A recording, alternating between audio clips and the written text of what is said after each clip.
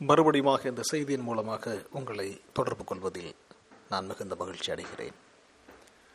நாம் தலைகளை தாழ்த்தி ஜெபம் செய்வோம். பரிசுத்தமுள்ள பிதாவே, இப்பொழுதும் கூட கர்த்தாவே, மறுபடியும் உமது வார்த்தைகளை தியானிக்கும்படியாக நாங்கள் சிறு முயற்சி எடுக்கிறோம். கர்த்தாவே, எங்களுடைய முயற்சியை ஆசீர்வதியும். இந்த செய்தியின் மூலமாக கர்த்தாவே, எங்களுடைய மனம் புதிதாகுவதற்காக நீர் உதவி செய்யும். உடைய கரத்திலே தருகிறோம். கர்த்தராகிய இயேசு கிறிஸ்துவின் நாமத்தில் பிதாவே, ஆமேன். மணவாட்டி என்ற ஒரு சிறு கூட்டம் பூமியில் இருக்குமானால், அந்த மணவாட்டி கூட்டம் செய்து கொண்டிருக்கக்கூடிய நான்காவது காரியம், having supernatural experience with God. கர்த்தரோடு கூட ஒரு இயற்கைக்கு மேம்பட்ட ஒரு அனுபவத்தை மணவாட்டி கூட்டம் அனுபவித்துக் கொண்டிருக்கும். அந்நேச்சுரல், சூப்பர் நேச்சுரல், இரண்டுக்கும் மிகப்பெரிய வித்தியாசம் உண்டு. இயற்கைக்கு புறம்பான, இயற்கைக்கு மேலான. இப்போ ஒருத்தர் பரீட்சைக்காக கர்த்தர்கிட்ட ஜெபம் பண்ணிட்டு போய், நான் போய் பரீட்சை ஹாலில் உட்காந்து பேப்பரில் என்னுடைய பேனாவை வைத்தவுடன் என்னுடைய பேனா தானாக ஆன்சர்களை எல்லாம் எழுதியது அப்படின்னா அது அந்நேச்சுரல். இயற்கைக்கு மேம்பட்ட என்று சொன்னால், உங்களுடைய பலவீனத்தை மேற்கொண்டு வரக்கூடிய ஒரு இயற்கைக்கு மேம்பட்ட பலம் உங்கள் மேலாக செயல்படுதல். உங்களுக்கு ஞாபகம் மறதி இருக்கிறது, படித்த எல்லா காரியங்களும் மறந்து போய்விடுகிறது. நீங்கள் ஞானத்திற்காக கர்த்தரிடத்தில் ஜெபிக்கிறீர்கள். கர்த்தருடைய ஆவியானவர் உங்களுக்குள்ளாக வந்த ஞானத்தை தந்து, அறிவை தந்து, ஞாபக சக்தியை தந்து, உங்களுடைய உழைப்பின் மூலமாக அந்த ஒரு பரீட்சையோ ஒரு தேர்வையோ நல்லபடியாக எழுதுவதற்கு அவர் ஆசீர்வதிக்கின்றார் என்று சொன்னால், இது இயற்கைக்கு மேம்பட்ட. இயற்கையாக உங்களுக்கு இருந்த கெப்பாசிட்டியை காட்டிலும் இப்போ உங்களுக்கு ஒரு வித்தியாசமான கெப்பாசிட்டி கர்த்தருடைய ஆவியினாலே. இது இயற்கைக்கு மேம்பட்ட, அந்நேச்சுரல் அல்ல, சூப்பர் நேச்சுரல். ஒரு பையன் சொன்னான், நான் பரீட்சைக்காக ஜெபம் பண்ணி கொண்டிருந்த போது தரிசனத்திலே கொஸ்டின் பேப்பரை அப்படியே தேவன் காண்பித்தார் என்று. அது அல்ல, அப்படி கிடையாது. Super natural. அதான் மணவாட்டி இப்ப செய்து கொண்டிருக்கக்கூடிய நான்காவது காரியம், தன்னுடைய சொந்த அனுபவத்தின் மூலமாக கிறிஸ்துவிடம் வந்து கொண்டிருக்கிறார். அந்த சொந்த அனுபவம், கிறிஸ்துவிடம் வருகிறதற்கான ஒரு சொந்த அனுபவம். This is coming to Christ through personal experience. நம்மளுடைய அநேகருக்கு சொந்த அனுபவம் கர்த்தரிடத்தில் இல்லை. அப்படி ஒரு கர்த்தரிடத்திலான ஒரு சொந்த அனுபவம், அதுதான் இயற்கைக்கு மேம்பட்ட ஒரு அனுபவம். இது தீர்க்கதரிசிக்கு இருந்தது, கர்த்தராகிய இயேசு கிறிஸ்துவுக்கு இருந்தது. ஒரு இயற்கைக்கு மேம்பட்டதான ஒரு அனுபவம், ஒரு சொந்த அனுபவம். அந்த சொந்த அனுபவத்தை கொண்டு கர்த்தரிடத்தில் மெதுவாக வந்து கொண்டிருக்கக்கூடிய ஒரு சிறு கூட்டம் தான் மணவாட்டி.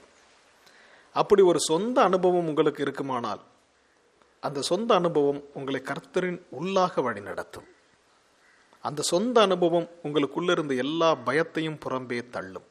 ஏன்னா நீங்கள் கர்த்தரிடத்தில் ஒரு சொந்த அனுபவத்தை பெற்றவர்களாக இருப்பீர்கள். இந்த சொந்த அனுபவத்தை தான் பவுல் பெற்றிருந்தான். அந்த சொந்த அனுபவத்தை அவன் ஒவ்வொரு தினமும், அந்த இயற்கைக்கு மேம்பட்ட ஒரு அனுபவத்தை, ஒரு பர்சனல் எக்ஸ்பீரியன்ஸ். அவன் மணவாட்டிக்கு ஒரு நல்ல ஒரு தகுதியான ஒரு ஆள் தான் பவுல்.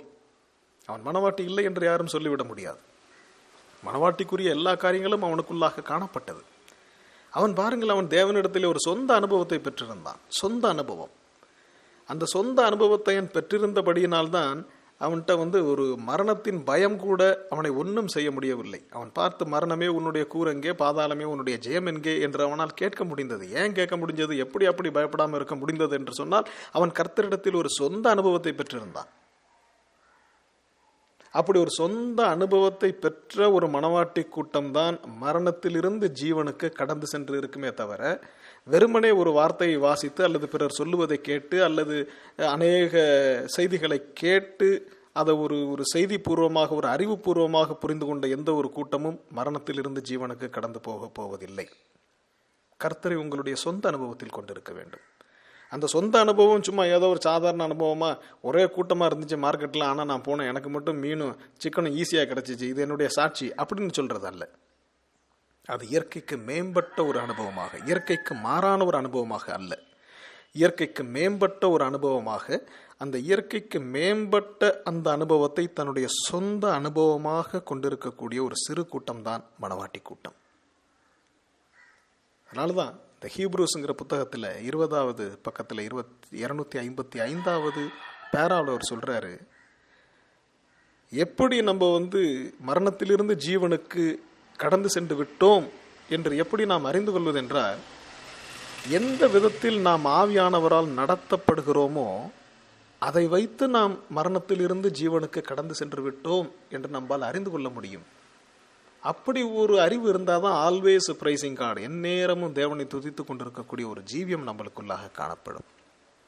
அப்போ பாருங்க, ஒரு சூப்பர் நேச்சுரல் எக்ஸ்பீரியன்ஸ். அப்போ மணவாட்டி என்ற ஒரு சிறு கூட்டம் பூமியில் இருக்குமானால் அது செய்து கொண்டிருக்கக்கூடிய 4வது காரியம், the bride will have a supernatural experience with God, and also it is a personal experience, very personal. மிகவும் ஒரு சொந்த அனுபவம், பிறர் சொல்லி கேட்டு உள்ள அனுபவம் அல்ல, சொந்த அனுபவம். அப்படி உங்களுக்கு ஒரு தேவனுக்குள்ளாக கடந்து செல்லக்கூடிய ஒரு சொந்த அனுபவம் உங்களுக்கு இருக்குமானால், தானாகவே பார்த்தீங்கன்னா உங்களுக்குள்ள இருக்கக்கூடிய வேண்டாத எண்ணங்கள், ஒரு நெகட்டிவ் தாட்ஸ், மரண பயம், அல்லது வேறு எந்த ஒரு காரியத்தை குறித்த ஒரு பயம், அல்லது வேண்டாத சில உணர்வுகள், அல்லது வேண்டாத என்னென்ன காரியங்கள் உங்களுக்குள்ளாக அழுக்காக இருக்கிறதோ, உங்களுக்குள்ளாக என்னென்ன தேவையில்லாத காரியங்கள் இருக்கிறது என்று நீங்கள் நினைக்கிறீர்களோ, அந்த காரியங்கள் எல்லாம் கொஞ்சம் கொஞ்சமாக உங்களை விட்டு விலகிச் செல்வதை நீங்களே காண முடியும். எப்பொழுது நீங்கள் தேவனோடு கூட ஒரு இயற்கைக்கு மேம்பட்ட ஒரு சொந்த அனுபவத்தை உடையவர்களாக இருக்கின்ற போது. மணவாட்டி என்ற ஒரு சிறு கூட்டம் பூமியில் இருக்குமானால் அந்த கூட்டம் செய்து கொண்டிருக்கக்கூடிய 5வது காரியம், தன்னை சுற்றி ஒரு அன்பின் பரிமாணத்தை உருவாக்கி கொண்டிருக்கும். The bride will create a love atmosphere around her. தன்னை சுற்றி ஒரு அன்பினால் அல்லது ஒரு அன்பின் வல்லமையினால் நிறைந்த ஒரு சூழலை உருவாக்கி கொண்டிருக்கும்.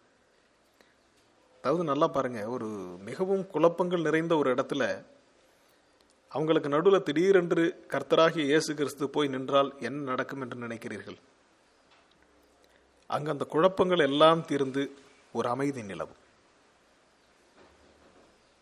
இப்ப எலியா மலைக்கு மேலே கர்த்தரை சந்தித்த போது இடி முழக்கங்கள் ஏற்பட்டது, மின்னல்கள் ஏற்பட்டது, ரத்தம் தோன்றுதல் ஏற்பட்டது, பெரிய பெரிய நில அதிர்ச்சிகள் ஏற்பட்டது. ஆனால் அங்கே கர்த்தர் வந்தபோது ஒரு மெல்லிய அமர்ந்த சத்தம் ஏற்பட்டது. அப்ப நமக்குள்ளாக ஏகப்பட்ட குழப்பங்கள் அல்லது நாம் இருக்கக்கூடிய சூழலிலே ஏகப்பட்ட பிரச்சனைகள், குழப்பங்கள் எல்லாம் இருந்தாலும் அந்த கூட்டத்துக்கு மத்தியிலே மணவாட்டியாகிய ஒரு நபர் உள்ளே இருந்தால் என்ன நடக்கும் என்றால் ஒரு மெல்லிய அமர்ந்த சூழல் உருவாகும்.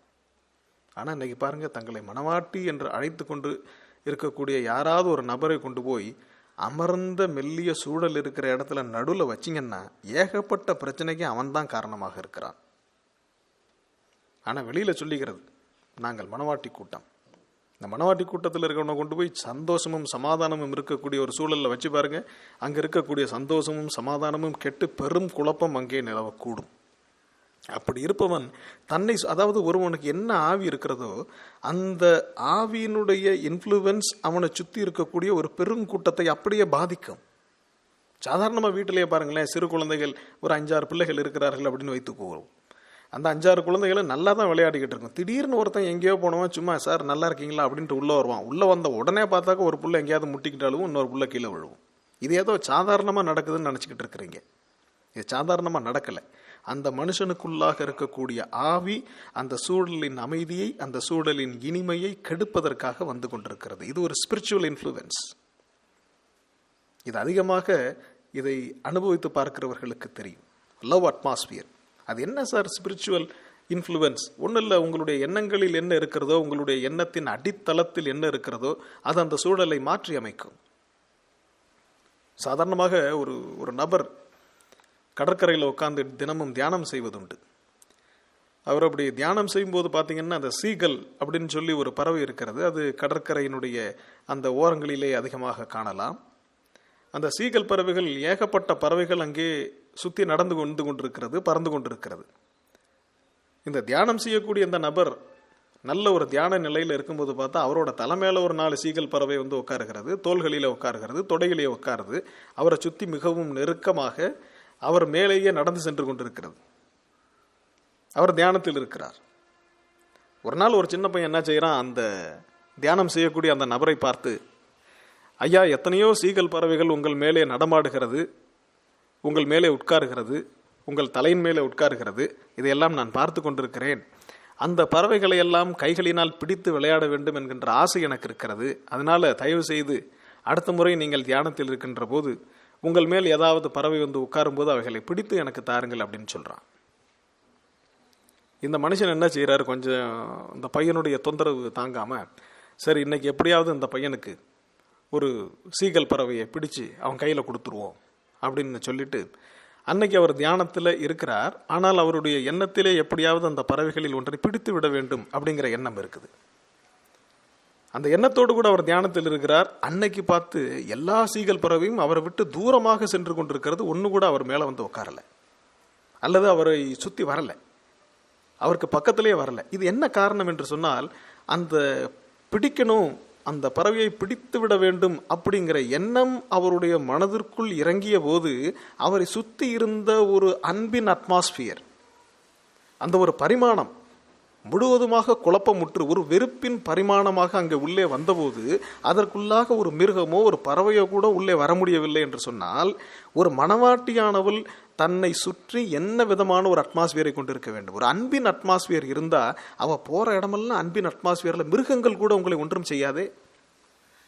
ஒரு கடித்து கொதறணும் அப்படின்னு வரக்கூடிய ஒரு புலியோ ஒரு சிங்கமோ கூட ஒரு மணவாட்டி இருக்கக்கூடிய ஒரு சூழலுக்கு உள்ளார வந்து அது சாந்தமடைந்து அவள் பாதத்திலே படுத்து விடுமே. அப்படிப்பட்ட மணவாட்டியாக எல்லாரும் ஒன்றாக சேர்ந்திருக்கக்கூடிய இடம் தானே பரலோகமாக இருக்கிறது. அங்கே ஓனாயும் ஆட்டுக்குட்டியும் ஒன்றாக படுத்துக்கொள்ளுமே. ஏன் ரெண்டும் ஒன்னா படுத்துக்குது? அன்பே பரிபூர்ணமாக இருக்கக்கூடிய தேவன் அங்கே ஆட்சி செய்து கொண்டிருக்கிறார். உங்களுடைய இருதயத்திற்குள்ளாக அன்பே முழுமையாக இருக்கக்கூடிய தேவன் ஆட்சி செய்து கொண்டு இருப்பாரே ஆனால், உங்களுடைய ஆவியானது தேவனுடைய ஆவியினாலே கட்டுப்படுத்தப்பட்டு உங்களுக்கு முழுவதுமாக அன்பின் ஆவி உங்களுக்குள்ளாக இருக்குமானால், மணவாட்டி என்று சொல்லக்கூடிய ஒரு நபர் ஒரு சூழலில் இருக்கின்ற போது அந்த வீட்டிலேயோ அந்த ஊரிலேயோ அவள் பணி செய்யக்கூடிய அந்த இடத்திலேயோ சமாதான குறைச்சல் என்று எந்த ஒரு காரியமும் நிச்சயமாக இருக்கவே முடியாது. அங்கு முழுவதுமாக ஒரு அன்பின் அட்மாஸ்பியர் உண்டாயிருக்க வேண்டும். ஆனா எப்படி இருக்குது? இன்னைக்கு மணவாட்டின்னு சொல்றவங்களுக்கு தான் ஏகப்பட்ட பிரச்சனை இருக்குதுன்னு சொல்றாங்க. பிரச்சனை இருக்கும், ஆனால் தன்னை சுற்றி ஒரு அன்பின் அட்மாஸ்பியர் உண்டாகி கொண்டுதான் இருக்கும். அநேகர் சில நேரங்களில் சொன்னது உண்டு, சார் எவ்வளவோ பாரத்தோடு வந்தேன், அது என்னமோ தெரியல, உங்களை பார்த்தோன்னா பாரமெல்லாம் போய்விட்டது, நான் சமாதானத்தை உணர்கிறேன். ஒரு வார்த்தையும் கூட பேச வேண்டாம், உங்களுடைய ஆவி அவர்களை தாக்கும். ஆனால் நீங்களே ஒரு குழம்பிய நிலையில் இருக்கின்ற போது உங்களுடைய ஆவி அவர்களை அதிகமாக தாக்கும். இதில் என்னன்னு கேட்டிங்கன்னா, அந்த சத்தியத்தில் இருக்கக்கூடிய சில ஜனங்கள் செய்யக்கூடிய மிகப்பெரிய தவறான காரியம் என்னவென்று கேட்டால், உங்களுக்கு ஒரு குழப்பம் இருக்கிறது என்றால் அதை செய்தியோடு கூட பொருத்தியோ அல்லது வேதத்தினோடு பொருத்தியோ அல்லது தேவனிடத்தில் தியானமாய் இருந்தோ அதற்கான ஒரு தீர்வை காண்பதற்கு பதிலாக, ஒரு அந்நியன், ஒரு உலகத்தைச் சேர்ந்தவன், ஏற்கனவே குழம்பிய எண்ணங்களை கொண்டவனை தேடி சென்று அவனுடைய ஆவியை நீங்கள் பெற்றுக்கொண்டு நீங்கள் இன்னுமாக குழம்பிக் கொண்டிருக்கிறீர்கள். எங்கோ இருக்கக்கூடிய ஒரு அஞ்ஞானிக்கு ஃபோன் போட்டு கேட்போம், பிரதர் எனக்கு இப்படிலாம் எண்ணம் வருது, இது சரிதானா? அவன் ஏற்கனவே 10-15 அசுத்தாவி பிடிச்சிருப்பான். அதற்கு பதிலாக ஒரு ஓரமாக ஒரு அரை மணி நேரம் தியானத்தில் உட்கார்ந்து கர்த்தரோடு கூட நீங்கள் உறவாடி கர்த்தரிடத்திலிருந்து ஒரு சமாதானத்தை பெற்றுக்கொள்ள உங்களால் கூடாதா? ஏன் உங்களுடைய விசுவாசத்தை வேற அஞ்ஞானிகளின் மேலும் அநேக நண்பர்களின் மேலும் வைக்கிறீர்கள்? உங்களை சுற்றிலும் ஒரு அன்பின் ஒரு தாக்கத்தை, ஒரு அன்பினால் நிறைந்த ஒரு சூழலை உங்களால் உருவாக்கி கொள்ள முடியாதா? உருவாக்கி கொள்ள முடியும், ஆனால் நாம் முயற்சி செய்வதில்லை. ஏனென்றால் செய்தியின் மேல் நமக்கு இருக்கும் விசுவாசத்தை காட்டிலும் நம்மளுடைய நண்பர்களின் மேலும் அல்லது நம்மை பாதித்த நபர்களின் மேலும் நாம் வைத்திருக்கக்கூடிய விசுவாசம் அதிகமாக இருக்கிறது. அதான் காரணம். ஏன் ஒரு மணவாட்டி என்று சொல்லிக் கொள்ளக்கூடிய ஒரு கூட்டத்தினாலே எத்தனை மணவாட்டி சபைக்குள்ளாக எத்தனை பிரச்சனைகள் இருக்கிறது? ஒரு மணவாட்டியை தன்னை சுற்றி ஒரு அன்பின் சூழலை உருவாக்க முடியுமானால், ஒரு 10-15 மணவாட்டி கூடியிருக்கக்கூடிய ஒரு சபைக்குள்ளார எதற்காக குழப்பம் இருக்கிறது என்று சொன்னால், அந்த 10-15 சேர்ந்திருக்கக்கூடியவர்கள் ஒருத்தர் கூட மணவாட்டி இல்லை என்பது அர்த்தமாகிறது. மணவாட்டி என்பவள் கர்த்தருடைய ஆவியை பெற்றிருப்பாரே ஆனால், ஒரு கர்த்தருடைய ஆவி இருக்கிற இடத்துல எப்படி தீமையானது இருக்க முடியும்? ஒரு அன்பின் சூழல் உருவாயிருக்க வேண்டும். அன்பின் சூழல், ஒரு அன்பினால் நிறைந்த ஒரு சூழல். அப்ப மணவாட்டி என்ற ஒரு சிறு கூட்டம் பூமியில் இருக்குமானால் அது செய்து கொண்டிருக்கக்கூடிய 5வது காரியம் தன்னை சுற்றிலும் ஒரு அன்பின் சூழலை உருவாக்கி கொண்டிருக்கும். இப்ப 5 காரியங்களை பார்த்து விட்டோம். முதல் காரியம், சத்ருவானவன் தன்னை எப்படி காண்கிறான் என்று நினைக்காமல் தேவன் தன்னை எப்படி காண்கிறார் என்று மணவாட்டியானவள் தன்னுடைய சிந்தையை மாற்றி அமைத்துக் கொண்டிருப்பாள். இதுக்கு நிறைய எடுத்துக்காட்டு சொல்லலாம். கர்த்தராகிய இயேசு கிறிஸ்து பூமியில் இருந்த நாட்களில் உலகத்தைச் சேர்ந்தவர்கள் அவரை எப்படி கண்டார்கள்? தச்சனின் குமாரன் என்று கண்டார்கள், மரியாளின் மைந்தன் என்று கண்டார்கள், இன்னுமாக அவர் ஒரு தவறான விதத்தில் பிறந்த பிள்ளை என்று கண்டார்கள், இன்னும் சில பேர் இவன் பெயல்செபூல் என்று கண்டார்கள். இதெல்லாம் சத்ருவானவன் அவரை கண்ட விதம். ஆனால் அவர் தன்னை எப்படி கண்டார்? தான் பிதாவுக்கு ஒரே பேரான குமாரன் என்று கண்டார். தான் அந்த மேசியா என்று கண்டார். தன்னை அந்த வார்த்தையிலே அடையாளம் கண்டு கொண்டார். யோவான் ஸ்நானனை எடுத்துங்க. யோவான் ஸ்நானனை எப்படி மற்ற ஜனங்கள் பார்த்தாங்க, ஆனால் யோவான் ஸ்நானன் தன்னை எப்படி கண்டான்? யார் நீ? நீ எலியாவா? நீ தீர்க்கதரிசியா? அவன் சரியாக வார்த்தையில் தன்னை அடையாளம் கண்டு கொண்டு தேவன் தன்னை எவ்விதமாக கண்டார். அதாவது வார்த்தையில் தன்னை அடையாளம் கண்டு கொள்ளுதலும் தேவன் தன்னை எவ்விதமாக காண்கிறான் என்று புரிந்து கொள்வதும் இரண்டும் ஒன்றுதான். என்ற வார்த்தை தேவனாய் இருக்கிறது.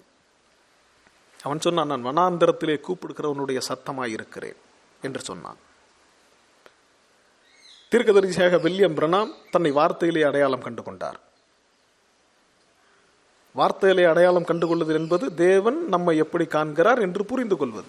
அப்ப இன்றைக்கு மணவாட்டியானவள் பூமியில் இருப்பாள் என்று சொன்னால் தன்னை வார்த்தையில் அடையாளம் கண்டு கொண்டு இருப்பாள். உங்களால் கண்டுகொள்ள முடியவில்லை என்றால் அது உங்களை பொறுத்தது. ஆனால் மணவாட்டி என்ற ஒரு சிறு கூட்டம் பூமியில் இருக்குமானால் இப்பொழுது தன்னை வார்த்தையில் அடையாளம் கண்டு கொண்டிருப்பார். அதுதான் the change of the mental attitude. தன்னை தேவன் எப்படி காண்கிறார், தன்னை வார்த்தையில் அவர் என்னவாக வைத்திருக்கிறார் என்று அடையாளம் கண்டுகொள்ளுதல். இதுதான் மணவாட்டி செய்து கொண்டிருக்கக்கூடிய முதல் காரியம், வார்த்தையில் தன்னை அடையாளம் கண்டுகொள்ளுதல். இது எப்படி வார்த்தையில் அடையாளம் கண்டுகொள்கிறது? வார்த்தையோடு நெருங்கி ஜீவிப்பதன் மூலம் வார்த்தையில் நாம் யார் என்று அடையாளம் கண்டுகொள்ள முடியும். வார்த்தையோடு நெருங்கி ஜீவிக்க வேண்டும். வார்த்தையை நம்மில் ஒரு பாகமாக நாம் ஆக்கிக் கொள்ளுகிற போது வார்த்தையின் ஒரு பாகமாக நாம் ஆகிவிடுவோம். அதான் தீர்க்கதரிசி சொல்றார். நான் இந்த வேதாகமத்தை எடுத்து நான் படித்த போது ஒரு முறை ஹார்ஸ்மேன் ரைடர் புத்தகத்தை வாசித்து விட்டு குதிரை வீரனை போல நான் ஒரு விளக்கமாறை என்னுடைய பின்னாக வாளாக வைத்துக் கொண்டு குதித்து ஓடிக்கொண்டிருந்தேன் என்றும், டார்சான் புத்தகத்தை வாசித்து விட்டு நான் அவனைப் போலவே மரக்கிளையிலே தூங்கி கொண்டிருந்தேன். ஆனால் ஒரு நாள் இந்த வேதாகமத்தை வாசித்து விட்டு என்னை நான் கிறிஸ்துவாக அடையாளம் கண்டு கொண்டேன் என்று சொல்லுகிறார். அப்படி என்றால் மணவாட்டியே, நீர் எத்தனை முறை இந்த வேதாகமத்தை வாசித்திருக்கிறாய்? உன்னை நீ யார் என்று கண்டு கொண்டாயா? வார்த்தையில் தன்னை அடையாளம் கண்டுகொள்ளுதலும் தேவன் நம்மை எவ்விதமாக பார்க்கிறார் என்று புரிந்து கொள்வதும் ஒன்றாயிருக்கிறது. இதுதான் மணவாட்டி செய்யக்கூடிய முதல் காரியமாக இருக்கிறது. மணவாட்டி செய்யக்கூடிய 2வது காரியத்தை பார்த்தோம், டெடிகேஷன். 100% ஒரு சமர்ப்பிக்கப்பட்ட ஒரு ஜீவியம், 100% தேவனுக்கு பிரியமாக ஜீவிக்கக்கூடிய ஒரு ஜீவியம், 100% எல்லா விதத்திலும் தேவனுக்கென்று தன்னை பரிபூர்ணமாக சமர்ப்பிக்கப்பட்ட ஒரு ஜீவியத்தை செய்து கொண்டிருக்கும் என்று பார்த்தோம். அதனாலதான் சொல்றாரு, தேவன் சொல்லுகிறார், கர்த்தனாகிய இயேசு கிறிஸ்து சொல்லுகிறார், நான் என் பிதாவுக்கு பிரியமான காரியங்களை செய்து கொண்டிருக்கிறபடியினால் அவர் என்னை தனியே இருக்க விடுகிறதில்லை. இன்னைக்கு ஒரு மணவாட்டி கூட்டத்தில் இருக்கக்கூடிய ஒருத்தனை கூப்பிட்டு வீட்டில் தனியா இருக்குன்னா பேய் வருமோன்னு பயப்படுறேங்கிறான். அவன் தேவனுக்கு பிரியமான காரியங்களை எப்பொழுதும் செய்தால் தேவன் ஏன் அவனை தனியே இருக்க விடுகிறார்? அப்படி என்றால் 100% ஒரு சமர்ப்பணம், ஒரு அர்ப்பணிக்கப்பட்ட ஜீவியம் நமக்குள்ளாக காணப்படவில்லை. எப்பொழுதும் தேவனுக்கு பிரியமான காரியங்களை செய்து கொண்டிருத்தல். அப்படி செய்து கொண்டிருக்கிறவன் தான் அந்த மணவாட்டிக்குரியது. பிரைடல் பிஹேவியர், 100% சமர்ப்பணம், ஒரு அர்ப்பணிக்கப்பட்ட ஒரு ஜீவியம் செய்தல். பாருங்க, இயேசு கிறிஸ்து அதை செய்தார். நான் என் பிதாவுக்கு பிரியமான காரியங்களை செய்து கொண்டிருக்கிறபடியினால் அவர் என்னை ஒருபோதும் தனியே இருக்க விடுகிறதில்லை என்று சொன்னார். தாவீதை எடுத்து பாருங்கள், என் தேவனை எப்பொழுதும் என் கண்களுக்கு முன்னாக வைத்திருக்கிறேன் அப்படின்னு சொல்றான். தீர்க்கதரிசி எடுத்து பாருங்க, அவர் எப்பொழுதும் அவர் தேவ சமூகத்திலேயே இருந்தார். நீங்க பழைய ஏற்பாட்டு விசுவாசிகளை எடுத்து அவர்கள் எல்லாம் எப்படியாக இந்த வார்த்தையின்படி ஜீவித்தார்கள் என்றும் நாம் எப்படி இந்த வார்த்தையின்படி ஜீவித்துக் கொண்டிருக்கிறோம் என்றும் பார்த்தாலே இந்த வித்தியாசங்கள் புரிந்துவிடும். அப்ப 100% ஒரு சமர்ப்பணம் செய்யப்பட்ட ஒரு ஜீவியம் பாருங்க, ஒரு 100% சமர்ப்பணம் செய்யப்பட்ட ஒரு ஜீவியம் பழைய ஏற்பாட்டு பரிசுத்தவான்கள் ஒவ்வொருவருக்குள்ளும் காணப்பட்டது. இயேசு கிறிஸ்து ஒரு 100% ஒரு சமர்ப்பணம் செய்யப்பட்ட ஜீவியம். தீர்க்கதரிசி வில்லியம் பிரணாம் ஒரு 100% ஒரு சமர்ப்பணம் செய்யப்பட்ட ஜீவியம். ஒவ்வொருவரும் அப்படி வாழ்ந்திருக்கிறார்கள். மூன்றாவது காரியம், எல்லா நேரங்களிலும் தேவனை தொழுது கொள்ளுதல். இதுவும் அப்படிதான். காலையில் அதிகாலையில் இருட்டோடு எழுந்து வனாந்தரமான இடத்திலே சென்று கர்த்தராகிய இயேசு கிறிஸ்து ஜெபம் செய்தார். மலையின் மேல் சென்று இரவு முழுவதும் ஜெபம் செய்தார். தீர்க்கதரிசி காட்டுக்குள்ளாக சென்று இரவு முழுவதும் ஜெபம் செய்தார். வாரக்கணக்கில் நாட்கள் கணக்கில் ஜெபம் செய்தார். பாருங்கள், விண்ணப்பம் பண்ணுதல், ஜெபம் பண்ணுதல், ஆராதித்தல் எல்லாவற்றிலும் இடைவிடாது இருந்தவர்கள் பழைய ஏற்பாட்டு புதிய ஏற்பாட்டு பரிசுத்தவான்கள். இன்றைக்கு மணவாட்டி என்று பூமியில் இருப்பானால் அவள் எப்பொழுதும் தேவனை தொழுது கொள்ளுகிற ஒரு பிள்ளையாக காணப்படுவான். அப்படிதான் வாழ்ந்திருக்கிறாங்க. இப்ப மணவாட்டி செய்யக்கூடிய 4வது காரியம், தேவனோடு கூட ஒரு இயற்கைக்கு மேம்பட்ட ஒரு அனுபவத்தை கொண்டிருத்தல். பவுலுக்கு அந்த அனுபவம் இருந்தது. தீர்க்கதரிசி வில்லியம் பிரணாமுக்கு அந்த அனுபவம் இருந்தது.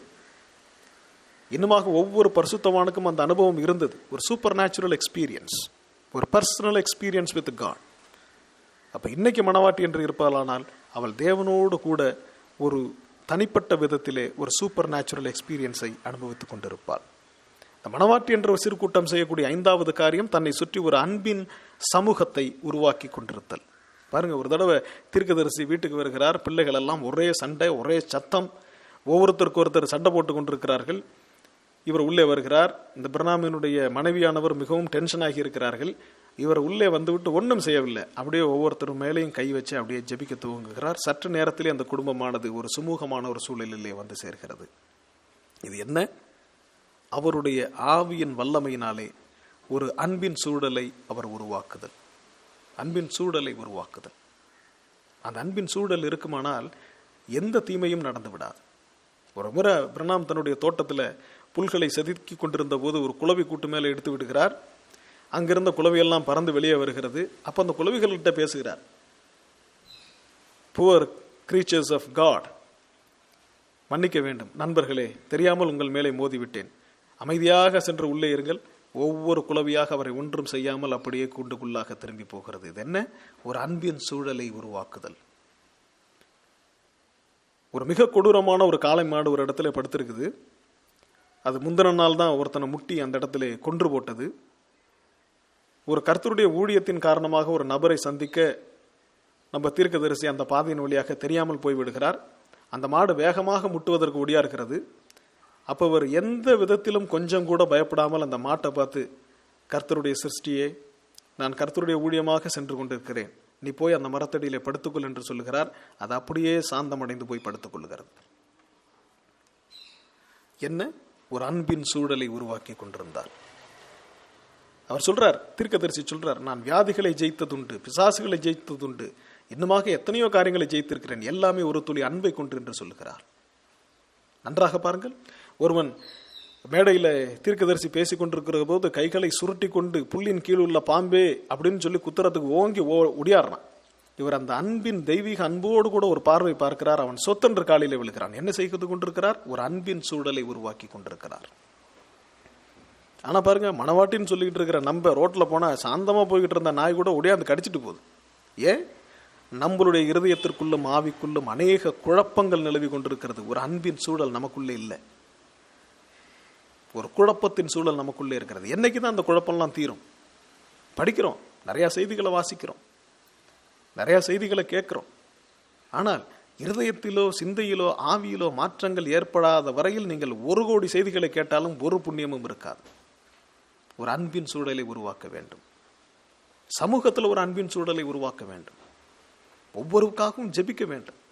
ஒரு அன்பின் சூழலை உருவாக்க வேண்டும். பணிஸ்தலத்தில் போராட்டம் கேட்டா சொல்லுவோம், நான் பரிசுத்தாவியோட போறேன், சுத்தி இருக்கவங்க பூரா அசுத்தாவியோட வரான், அதனால போராட்டம் இருக்கிறது.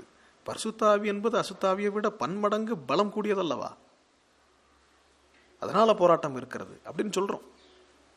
அல்லது சமாதானத்தை குறைச்சலை ஏற்படுத்துவதற்காக அசுத்தாவிகள் முயற்சி செய்கிறதுன்னு சொல்றோம். இல்லை, ஒரு அன்பின் சமூகத்தை நீங்கள் உருவாக்கி பாருங்கள். ஒரு சகோதரனுக்கோ ஒரு சகோதரிக்கோ அசுத்தாவி இருக்கிறது என்றால் தீர்க்கதரிசி சொல்லுகிறார், அவன் தோள்களிலே கைகளை வைத்து என் அன்பு சகோதரனே என்று சொல், அந்த அசுத்தாவி அங்கிருந்து பறந்துவிடும் என்று சொல்லுகிறார். ஒரு அன்பின் சூழலை உண்டாக்குங்கள். ஒரு அன்பின் சூழலை உருவாக்க முயற்சி செய்யுங்கள். பர்சனல் லைஃப் ஒரு அன்பின் தாக்கம் உண்டாக வேண்டும். அந்த லவ் அட்மாஸ்பியரை devil will try to shake this atmosphere.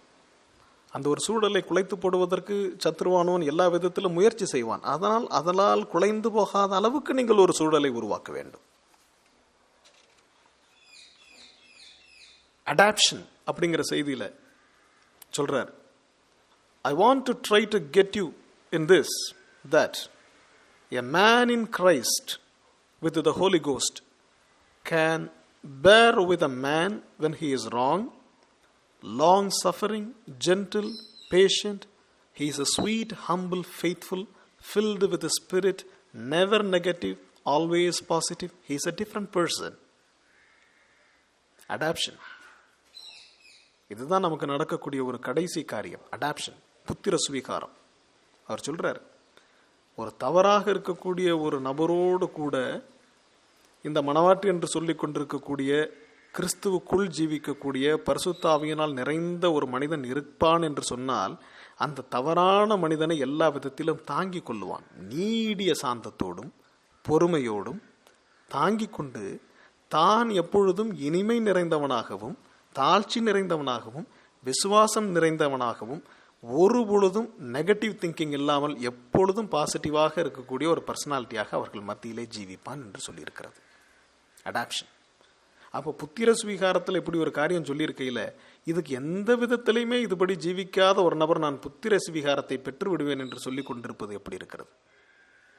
நீங்கள் தவறான நபரோடு இருந்தாலும் கூட live with a long suffering, gentle, patient, and with a sweet, humble and a faithful spirit. இரவும் பகலும் உங்களுடைய இருதயத்திலே ஒரு இனிமையும் ஒரு சந்தோஷமும் ஒரு மகிழ்ச்சியும் இருக்க வேண்டும்.